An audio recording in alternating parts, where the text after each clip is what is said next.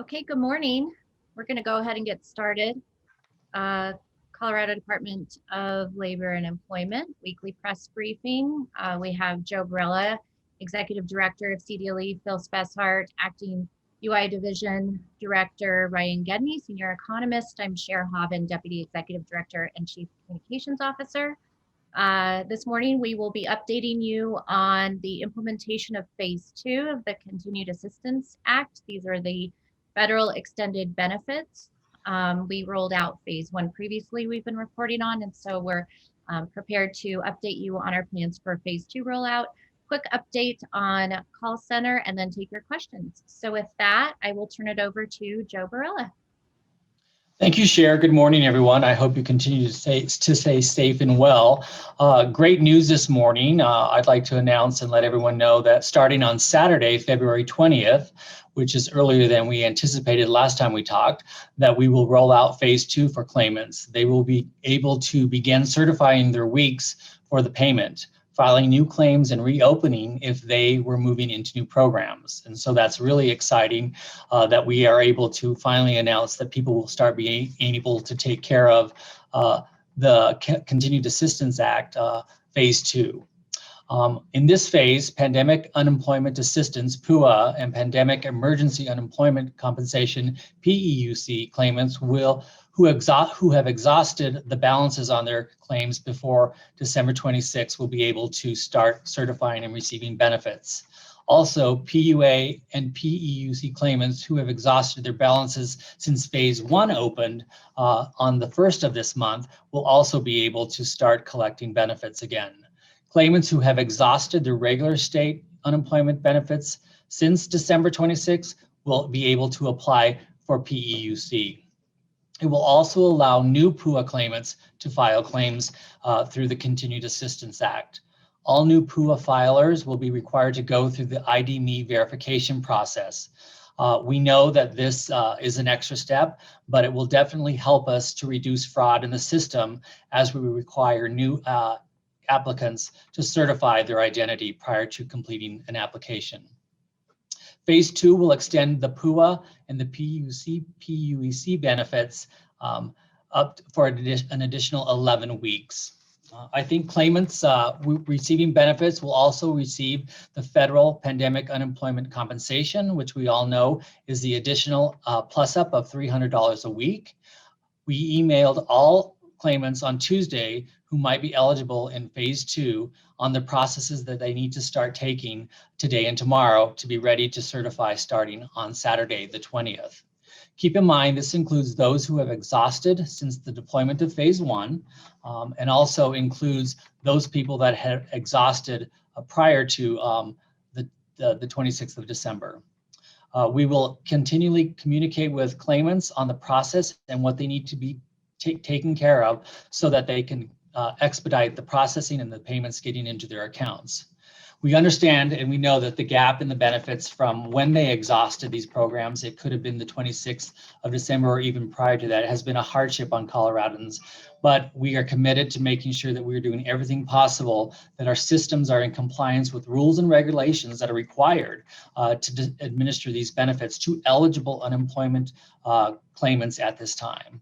And with that, I think we're going to open it up for questions so that we can address the Phase 2 rollout with myself and the team that's here today.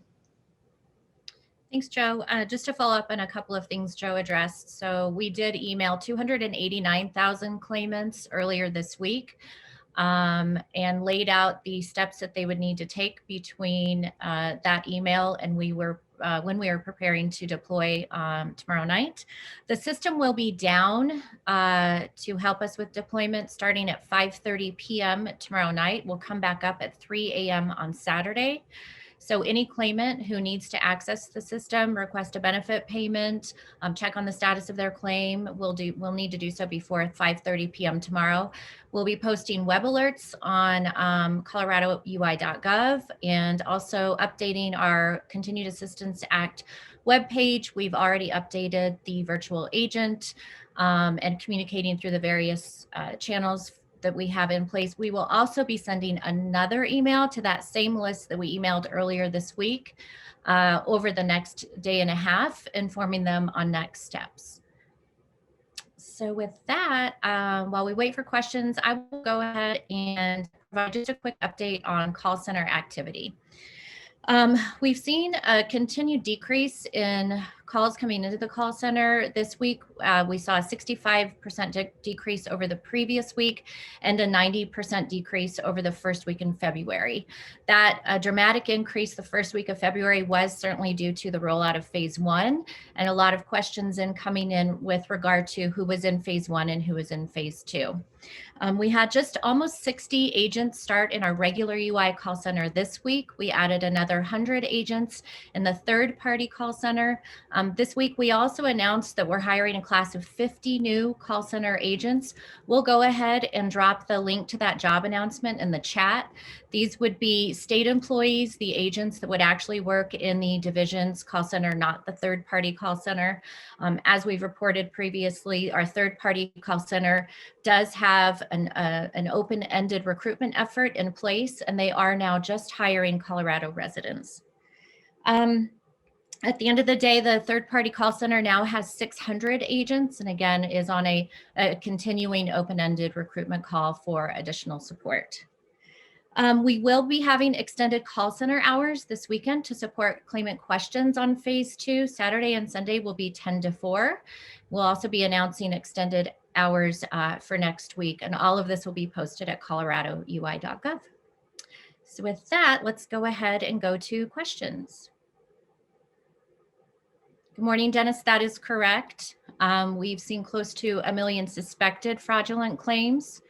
And the benefit, again, of MyUI Plus is that the fraud detectors that were in place for the PUA claims, Pandemic Unemployment Assistance, are now being applied to all claims. And as Joe mentioned, the new PUA claims that will be filed after deployment this weekend of phase two will also need to go through the ID.me verification process so that they won't need to be caught up in the fraud hold situation where we're seeing now where a very small percent of legitimate claims are being caught up in an integrity hold situation. By the way, as we've mentioned before, if a claimant has an integrity hold, they can complete a form at coloradoui.gov and add it to the queue for ID.me verification.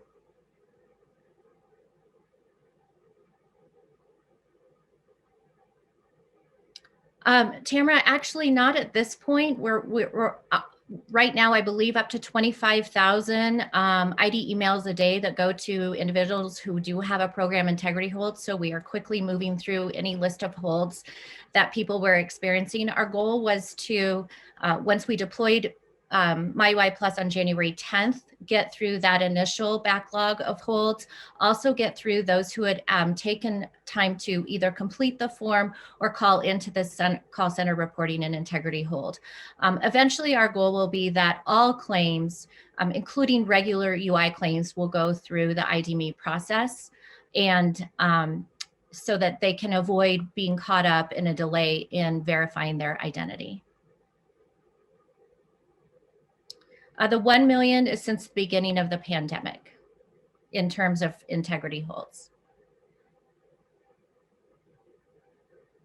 Eventually, the goal would be that all potentially fraudulent claims would have the opportunity to prove their identity. Keep in mind, going into deployment of MyUI Plus, we had, I think, just shy of 800,000 identity program integrity holds based on the PUA system and what it was holding. Again, of those 800,000, those that actually called into the call center to report an integrity hold had an opportunity to verify through ID.me. Certainly not all of those 800,000 did, and that would align with what we have suspected early on to be about anywhere from 75 to 90% of PUA claims filed were potentially fraudulent. Let's see. Ryan, update totals from phase one gig workers. Dennis, I'm not sure where that data point is from. Yeah, Dennis, if you can maybe expand on that, that'd be great. Just at present, I'm not sure what exactly you're asking. I'll go back to Katie's question. Katie, that's right. The hold times vary. This week, the average was under an hour, but it could certainly be greater than that. Again, the goal is to staff up appropriately so that folks do not have to stay on hold. Sometimes their questions are easy, but the average call handle time is actually well over 15 minutes. This is because of the complexity of the UI eligibility programs, particularly the issues that we're seeing when we now have 5 programs. Pre-pandemic, we had 1. But the goal is that both the third-party call center and our regular call center will continue to staff up, meet the needs of those claimants who do have to speak to an agent about their claim. We're updating the virtual agent. Again, we'd encourage sharing of these job announcements. We will have a rolling staffing plan in place for our regular call center as well, where we're adding 50 agents, bringing them on, training them, and then opening up new announcements for hiring new agents. Ryan, I will let you circle back with Dennis. Hey, I think Marshall has a question that he wants to ask. Cher. Marshall, go ahead. Thanks, long-time listener, first-time caller. Forgive me for asking a question that may have been addressed in the past. I've received a lot of email lately about people who are receiving Relia cards in the mail they never asked for, and they're wondering, what's the scam? Like, how is it that these fraudulent claims, the people trying to do this, if I just ignore it, am I putting myself at risk somehow that someone else is going to get the money? And how the heck would they get the money if I got the card? Thanks, Marshall, for the question. So just by way of brief background, the PUA system, Pandemic Unemployment Assistance Program, nationally was more susceptible to fraud given the lack of W-2 wage verification processes in place. So we started to see an increase in fraud due to identity theft. Keep in mind, it wasn't a security breach on behalf of attempts to CDLE systems or databases. The victims that we're seeing with victims of unemployment insurance fraud are actually victims of identity theft. Their identity has been stolen at some point in time in the past, and perhaps their only indication that that has happened is because they're now a victim of unemployment insurance fraud. So without delivering to you a playbook that the criminals are using, the Relia card is the default method of payment. And so when somebody files a fraudulent claim, the Relia card goes to the victim, but the criminal has put into place other mechanisms with which they're able to draw down those fraudulent benefits. The most important thing somebody can do is report that at coloradoui.gov through the fraud form. That will notify us that it has been a fraudulent claim and we can close the claim. For the most part, the victim who's receiving the Relia card, there will not be any funds on that card, but it is important for them to notify us immediately so we can close that claim. It's also important for them to notify the 3 credit reporting agencies and report it to identitytheft.gov. All of those to protect themselves. Keep in mind, there's very little, if any, damage that can be done to an individual's credit because somebody stole their identity and filed an unemployment claim. There's certainly a greater amount of damage that can be done with the other crimes that they're committing with that stolen identity. So the most important thing to do is report it to us. We're actually in the process of automating the claim shutdown process once it's reported to us and flagged as potential fraud. I'm going to see if Phil has anything to add. I am going to jump in a little bit here, Marshall. A couple other things you'll need to know related to that. Individuals who receive that Relia card after they report the fraud to us on the fraud form, oftentimes we're finding these claims. We already have a series of fairly robust and aggressive fraud hold indicators going on claims. So many of these already have holds on them, but it allows us to move that claim to confirmed fraud once it's reported to us and followed up on. Now, once a party reports the fraud to us, they may complain and think we haven't shut anything down because part of the process with the system automatically generates additional documentation related to those claims. We have not been as effective as we could be related to communicating with those people, letting them know once they file that fraud report. The report has been received, and oh, by the way, please be aware you may continue to receive forms related to this claim and that you can disregard those forms. Same thing goes, Marshall, because at some point you're going to have employers coming to you and asking I reported this also. Why am I still getting documents? For the exact same reason. At this point, the system isn't built to be able to stop those forms from going out when the claim is first filed, but we can stop payment on them and we prevent payment on them. Part of the reason that we're moving to ID.me and ultimately across the entire platform is to minimize those number of forms that even go out to parties that they would have to report. That's not to say that when ID.me is in place that it's going to be 100% perfect and it's going to stop 100% of the fraud. So we would still look after that's implemented to still be implementing our standard fraud holds that the system looks at for certain characteristics on claims. And we would still be relying on individuals who, where one happened to sneak through, to be reporting that to us immediately. Thanks, Phil. Brian, did you want to circle back with Dennis's question? Yeah, I'll try to circle back. Dennis, if I'm not making sense, we could just loop back after this. But what we're seeing is that for the week ending the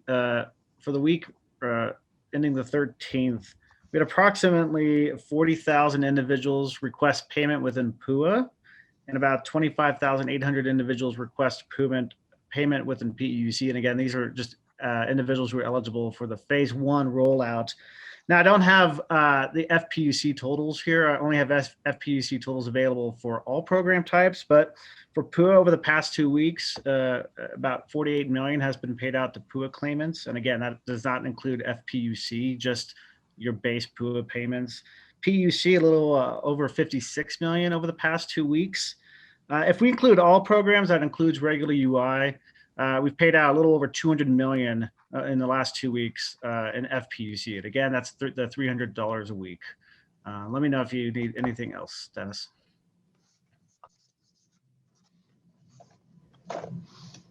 Thanks, Ryan. I think let's go back to Tamara has a question about the phase 2 process for exhausted claims. And I'm going to try and address this. I think Joe mentioned it at the beginning of his remarks, Tamara. Those who have had exhausted PUA claims will need to go in. Phil, maybe instead of guessing, let me send it to you. Do they need to file a regular state claim? So if they were on the PUA program, Tamara, then if they've exhausted it, they are required to go in and file the brand new state claim first. This again is a requirement from the federal government. It's really a check at quarter changes to ensure they're not eligible for a state claim in any other state, whether it be Colorado or one of our neighboring states. If they qualify monetarily for a state claim, they cannot be on PUA any longer, and they have to follow through with that state claim. Once verified, so 24 hours after they open that state claim, if it comes back and shows that there are no wages, then the reopen link will show for those individuals to reopen their PUA claim at that point in time. Important to know that if you're on a computer, that link is going to be in your left-hand navigation. If you are using a smartphone, you will have to search for that link by using the hamburger menu to actually find the link. And so that once that shows up, that allows you to reopen the PUA claim. PEUC claims will be different because those are already on or had been on state benefits. So they should immediately be able to see that reopen link for them to reopen it either again on the smartphone, looking at the hamburger menu, or on a computer looking in the left-hand side navigation. And I'll finish up because I just caught the last part of your question here, Tamara. All of these claims, when they're being reopened, will backdate. So we've talked about two different groups of people today. Individuals who exhausted prior to December 26th, when they reopen that PUA claim or that PEUC claim, it will automatically backdate to be effective 12/27 or December 27th. And then they will be able to request payment for those prior weeks at that time that they do the reopen. For individuals who had been in phase 1 and have subsequently exhausted their benefits and they are now reopening a PUA claim or the PEUC claim, at that point, it will backdate to the last week to which they were able to certify, allow them to fill in all those weeks on certification requests at that time, and pay them in a lump sum, including the additional $300 FPUC payments.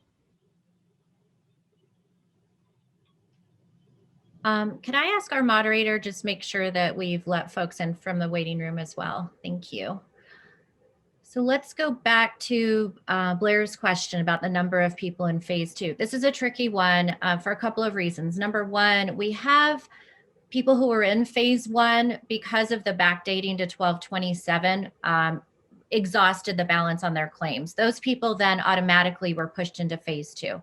In addition, anyone who was part of phase 1 exhausting their claim at any point between phase 1 and phase 2 would be in phase 2. So there really isn't a static number to attach to phase 2 claimants. That's why the email population was 289,000, because it could potentially include those on phase 1 that we were notifying about phase 2.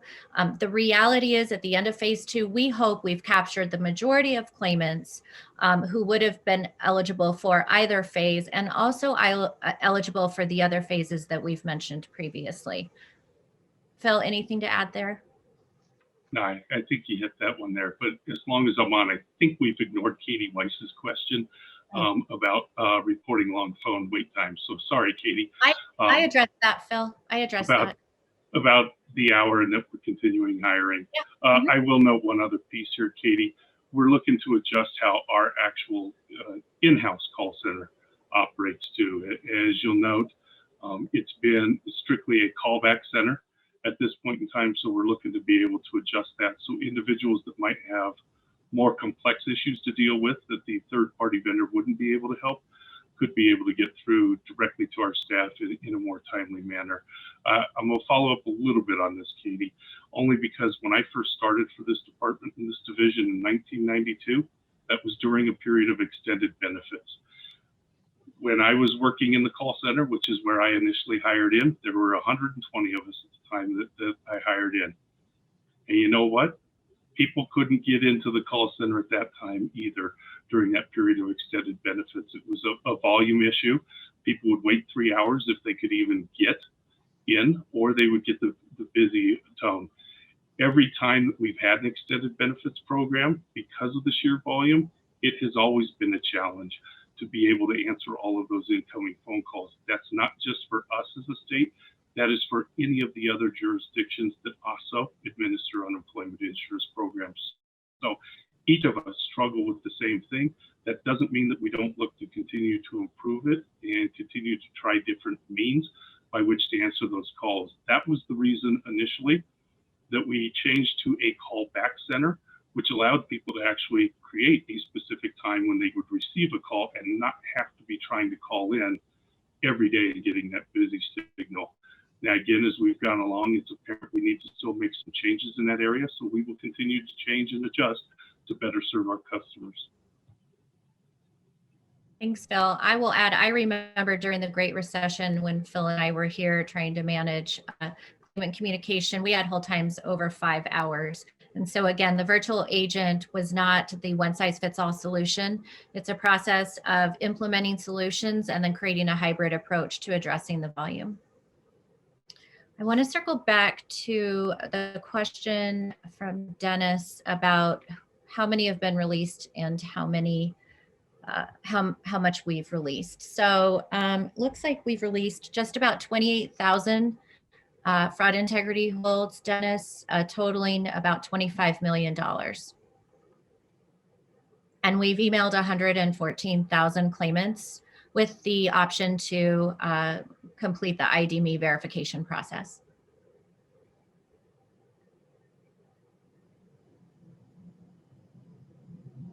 Other questions?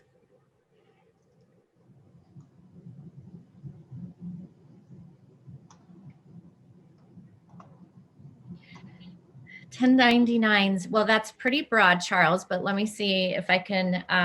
Yeah, Charles had an earlier question about how much fraud, okay. Sorry, how many fraud claims have we discovered through people reporting the need for a corrected 1099. Charles, I'd have to be able to dig to find you some updated information. The last I had seen was, I believe it was around 8,000 requests had come in for corrected 1099s. Of which a good chunk of those corrected 1099s have already gone back out. And again, some of these were within the state system that we didn't have quite the capability to close down as quickly as we could once we moved into this brand new system and established those fraud holds. So again, many of these 1099s coming back in and asking for correction are claims that we have shut down, but there was a timing issue related to the 1099s going out versus when fraud holds actually ended up on some of those claims. Again, because it was a manual process before those state claims moved over. Remember, we've talked a couple of weeks in a row about seeing that uptick in activity that made no sense related to our economy the last few weeks of December. And as we were looking, those were fraudulent, and we began putting holds on those manually.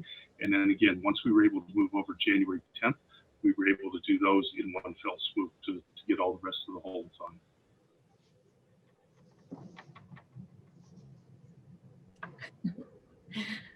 Oh, Charles. So Phil, I saw one here I lost. The 7.5 million request to the JBC, Phil and Joe, I thought that was for our technology upgrade for cats. And maybe I'm misremembering here exactly what this request is. It's from Dennis, 7.5 million JBC request. Yeah, I would need more details here. This is Joe. You know, our request to the JBC was for the tech build for the tax side, the employer side, and to modernize that system. So looking at where you're getting that 7.5 million, I would need more detail of specifically what you're asking, and we can answer your question offline. I know that to the JBC, our ask with our tech build, earmarked for fraud added to 40 million. So we can get back with you, Dennis, yeah. on that, unless any of our policy folks on the call. Yeah, and I would jump into it and say, Dennis, you know, dependent of that, fraud is going to be an ongoing issue, right? And it will need to be one, this new version of fraud or newer version of fraud in the UI world will be ongoing. It's not going to stop when PUA ends. It's not going to stop when PEUC ends. So it will be something that we will have to handle and make sure we have funded and have funding every year to handle those issues and to prevent those, right? Related to regular state benefits, that's a cost, and that's a cost to employers in this state because the employers pay the premiums that fund the program and fund the benefits. Right now, it's a cost to employers. It's also a cost to the federal taxpayer related to PUA, and we have a fiduciary responsibility to both the federal taxpayer and also to those employers that pay premiums into our system. To answer your other question, Dennis, how does Colorado's level of fraud claims compare to other states? I believe what we've found and what we've stopped or held related to fraud is consistent with what other states have been hit with before they even found it. So if you're looking at dollar amounts, our dollar amounts so far, we have prevented, and I'd have to go back to remember the figure, we have prevented a large sum of money from going out. I thought it was around $7 billion. If you compare that to the state of Washington, they lost $600 million before they even caught anything. We believe on the most recent numbers that we had, that we paid out about 6 million, somewhere over 6 million in fraud. So that's substantially better than Washington.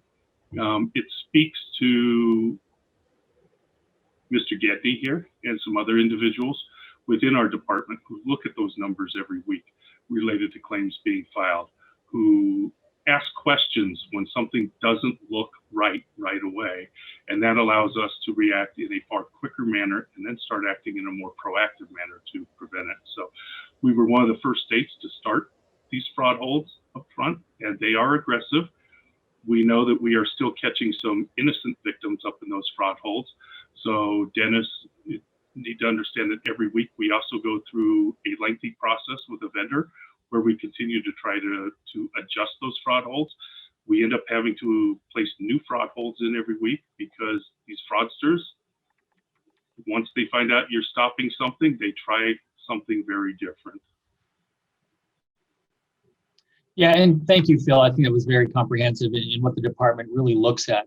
You know, our primary purpose is to get eligible claimants benefits as quickly as possible. In this new world with the pandemic, we've discovered that we've had to stand up a system that is very robust for fraud prevention.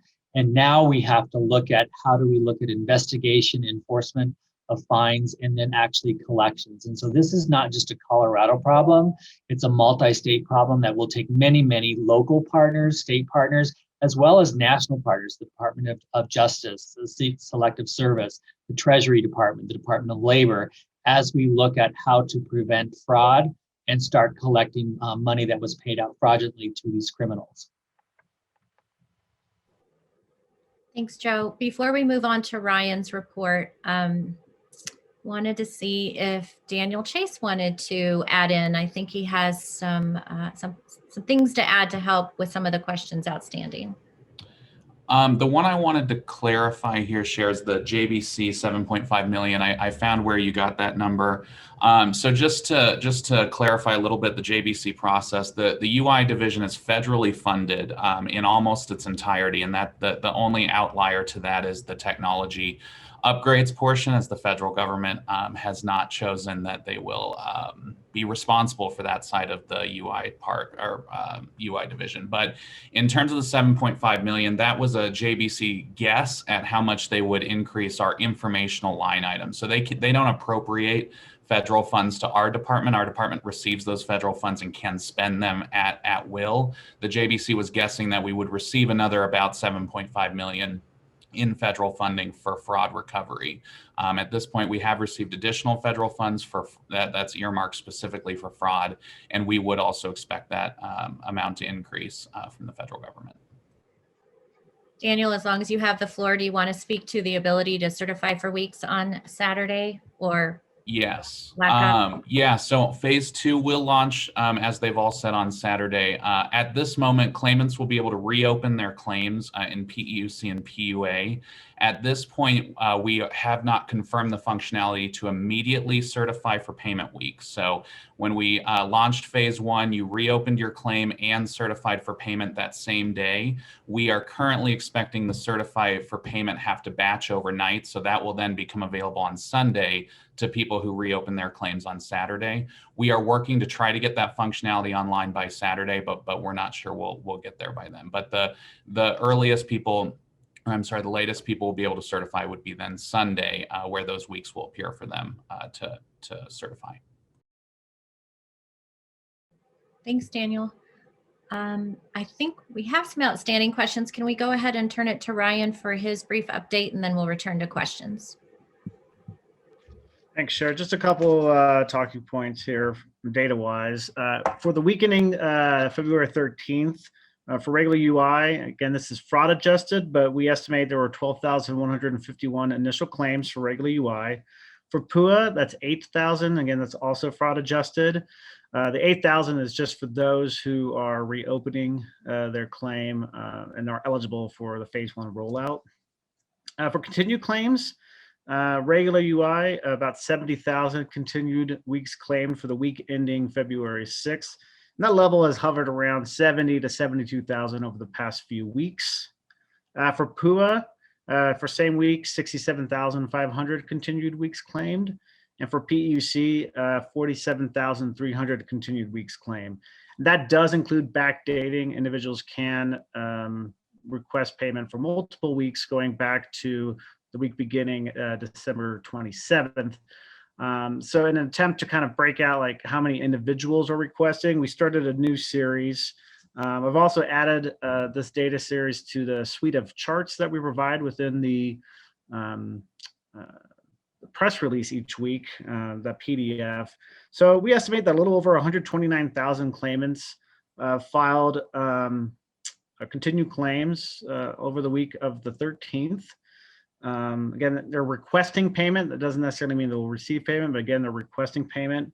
That was 63,500 for regular UI, 40,000 approximately for PUA, and about 25,800 for PEUC. In terms of benefits, regular UI, 26 million paid out. Again, that's just the base. That doesn't include FPUC for the week ending February 13th. For regular UI, a little over 51 million over the past 2 weeks. As I mentioned earlier, a little over 48 million in PUA over the past 2 weeks, 19 million for the week of the 13th. PUC, we distributed 15 million. And in FPUC for the week ending the 13th, paid out 55 million to all eligible claimants and a little over 201 million over the past 2 weeks. So from January 31st to February 13th, departments paid out a little over 350 million in benefits. Again, that's to regular UI, PUA claimants, PUC claimants, and FPUC for all those eligible. Just since March 29th of last year is when we really started seeing benefits tick upwards, benefit payments and claims tick upwards due to the pandemic. The departments paid out about 7.3 billion in all benefits. And finally, for borrowing, the department's borrowed about 823 million since mid-August. Charles, to answer your question, for the county level data, we're still working through some reporting issues that are preventing us from publishing any county level data, any industry level data. We do hope to get that resolved at some point soon, but at this point, I do not have an estimate for you.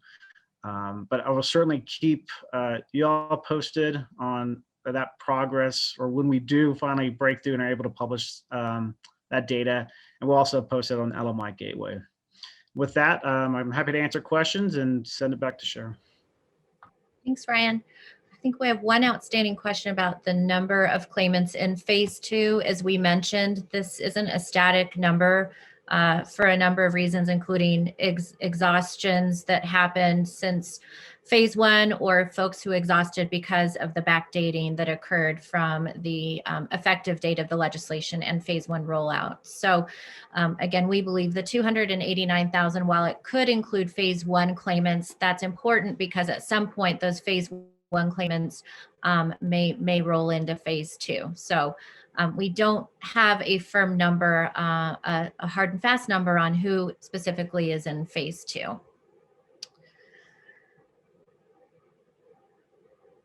Let's see. Sure, I'm going to go back and clarify because Dennis has asked a follow-up question about was that 7 billion in stop fraud claims the department didn't pay out.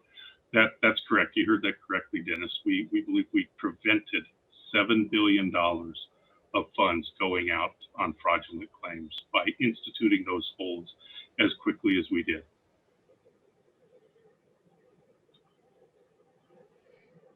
Yeah. Hey, Phil, also, I think the clarity on the question on the RELIA cards being received by individuals, you know, if there's a fraud hold on the claim, there is never money put onto that RELIA card, correct? So, you know, for the far majority of fraudulent claims, when the RELIA card goes out, there's no money on that card. Money is loaded once that claim is approved and is not in a fraud hold. So I think that's also a clarity that we need to make for folks. Thanks, Joe. So question about programming times. Keep in mind, some of these provisions we would never have been able to implement in the old system. That's one of the benefits of the MyUI Plus system upgrade. During the recession, some of the extensions took as much as 12 weeks to reprogram. And there are other states who still have yet to reprogram their systems for continued assistance. It depends on the complexity of the package that comes down from Congress.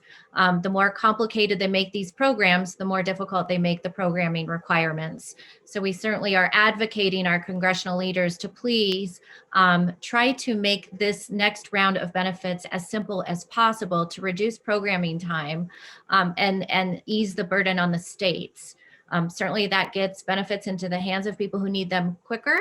And there needs to be an acknowledgement at the congressional level that states do need to reprogram their systems, which takes time. And the longer it takes, the more difficult it becomes for people who desperately need these funds. So we're hoping for a less complicated package to be delivered in the next round of stimulus benefits. Joe or Phil, anything to add? Sure, Yeah. Sharon. I think it's important to state, these were not extensions. They were 4 new programs that we had to put into deliverables. And so, yes, they added 11 weeks to people, but we had to verify that they were eligible for these 4 new programs. And so, it is not simply it doesn't do us any justice to say they're just extensions. Why am I getting my money? Why is it taking so long? Cher hit it exactly right. These are new programs that our systems need to be programmed and make sure that they follow a process on eligibility to get them to where they are. Last count, in my conversations, there are 12 different paths that people can take to get to where they are today on unemployment, with regular unemployment and all the federal programs that have come out. And so, we need to make sure that we are following the rules and regulations so that we're in compliance with the law, but also we're getting money out as expeditiously as possible to people during these times, as Phil referred to as in extension programs. Right. And I'll jump in a little here too, Tamara, because part of that question here was length of programming. The real question is what could be done best to try to avoid a gap for citizens who are suffering at this point in time. When Congress waits until a program ends to take any action, and then we have to await additional information from U.S. dollar guidelines, that creates those gap weeks for individuals where they continue to struggle, where they are very frustrated, where they can't pay their rent, they can't pay their mortgage, and they fall behind on bills. So while we can catch them up later on, a lot of that damage has already been done to those individuals financially. My comfort level would have been that Congress had something done this week and that it was signed by the president by Friday. I would have a comfort level there that we could probably look at rolling something out to minimize or have no gap. That hasn't happened at this point in time. Members of Congress are off this week, meaning that this important work isn't getting done for citizens out there, not just in Colorado, but in every state who are suffering and struggling during this period of time. This is a point where individuals need to use the power that they have to be pressing their representatives to get something done. The more they can press those representatives to get something done, the quicker states can react and get those programs implemented and avoid these types of gaps. Well, and I just want to add to that, the latest intel I'm getting is that the Senate will take this up and vote on any package from the Biden administration on March 14th. Guess what? That's when this Continued Assistance Act expires. And so if that happens, we will again go into a gap where we have to shut down cases and wait for guidance to come out, program systems, and then start paying. So we're in the same position we were in December. And so, I want to make sure you all understand that, my team has been working nonstop, tirelessly to get programs into systems and design so that we can be in compliance and get money out to people as quickly as possible. And we're committed to do that. But we have been doing this now for almost 12 months as we try to deal with the financial implications of the pandemic. And the department is doing everything we can, and we want to do more to make sure that the people who need the money can get it as quickly as possible. That's our commitment. Thanks, Joe. Any updates on phase 3 and beyond? I think we kind of touched on this earlier, Tamara. The way we've been able to structure phase 2, we hope that between 1 and 2, we've captured the majority of claimants who would be eligible for continued assistance. There could be some other groups that we identify throughout the deployment of phase 2, but we feel that both phases have been comprehensive enough that it will generally capture most claimants who would be benefiting from continued assistance. Anything else? Sure, there's a question on phase 3 from Tamara, and I believe this is the mixed income unemployment compensation program. Yeah, I kind of touched on that just now. Okay. So that's, okay, I'm sorry. Oh, that's okay. I was going to see, does Phil have anything to add with what we thought would be 2 additional phases, but we've been able to, we believe, capture most everybody in the first 2? Yeah, beyond what you said, is that we were able to shorten up the period for an individual who had very complicated claims jumping between systems when we had a separate PUA system and then the separate state system where they might have started in PUA and then they had moved over into the state system. Those individuals were initially going to be phase 4. But with some hard work with the individuals within the department and with our vendor, we were able to come up with the ability to be able to roll all of those individuals up into phase 2. Will there be a few people who get missed somehow? That may be unfortunate and may still occur, and those will still need to be worked on. But we will do everything that we can to make sure that we're not negatively impacting those individuals. In other words, we believe we have caught all those individuals to be able to have them in phase 2. Phase 3, that mixed earner unemployment compensation, that is far more difficult to program. There are multiple states at this point in time, Tamara, that are having difficulty in being able to program and roll out that MEUC program. We're working on it. It is what we believe to be, again, to these individuals, not an extremely small population, but in the overall scheme of individuals that we're trying to get benefits to, an extremely small population. I believe that numbers that we show would be less than 2,000 individuals would qualify for the actual use of the mixed earners income. And that is because how those wages that they have to provide proof of wages are calculated would be based on their gig employment, which is based off of net income and not gross income. And there are a very small number of people who would end up qualifying at that point. So to the extent, Tamara, that if Congress all of a sudden, right, came up with an extension where we needed to choose between MEUC and getting a rollout to avoid a gap in benefits for a far larger number of people, in excess of 289,000 individuals, we would work on making sure we took care of those 289,000 individuals first before going back to program that MEUC. But understand there are multiple states struggling with trying to get that program up and running. Thanks, Phil. Elvira, we'll have to follow up with you offline if that's okay to troubleshoot your question.